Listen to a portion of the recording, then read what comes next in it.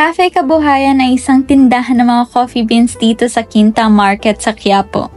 Kiniklaim nila na sila yung pinakamatanda ng tindahan ng kape dito dahil 8 years na raw silang nandito. Si Tatay Chester ang namamahala ng tindahan na ito ngayon. Tapos nakwento rin niya sa amin na namana pa raw niya ito sa kanyang lolo. 3 generations na ang nadaanan ng tindahan na ito.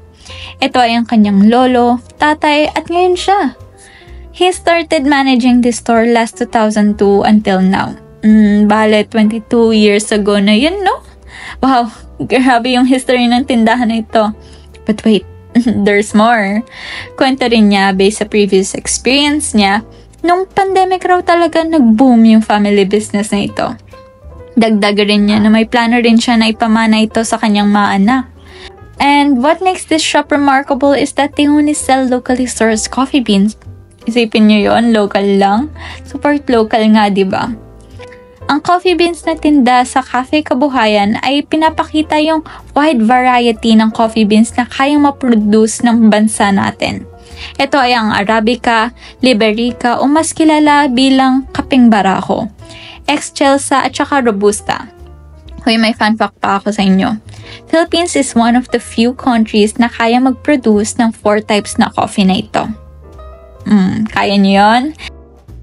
Lahat ng coffee beans niya locally sourced. Kung sa iba't ibang lugar, meron sa Sagada nga, nakita natin. Tapos yung Arabica sa Batangas. So, ang grabe, ang inspiring na ang dami palang types of coffee dito sa Pilipinas na matatagpuan sa maliit na tindahan ni Tatay. Kaya nga, like, sobrang liit ng tindahan eh. Oo. Sikip-sikip na, pero ba't like, ang bango actually. Oo. Tapos yung siya mismo yung nag-grind ng coffee sa likod.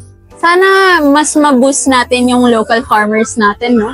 Kaya nga, basta lalo na ngayon na parang bumabalik ang trend na support local. Sana may magawa yung kahit sino naman, kahit tayo, kahit yung gobyerno, kahit any private sector sa pag-cultivate ng coffee industry dito. Hindi lang sa coffee industry, but like about agriculture. Oo. At saka, ayun nga, parang maganda nga rin si Tatay na puro local coffee yung binibenta. Kasi, at least doon, alam natin na galing talaga sa Pilipinas yung product niya. Na at least alam natin na sinusuportahan natin yung tayo. Dahil nga, syempre, medyo naghihirap na rin. So, at least kahit sa maliit na actions natin na yun, alam natin nakakatulong tayo dahil locally sourced yung talagang lagi. Pero ang ganda ng usapan natin na coffee. Sana mag-flourish talaga. Tapos, gili tayo doon sunod. Tara. Handa na tayo ng magkano yan? 700. Oo. Sige. Bye! Bye!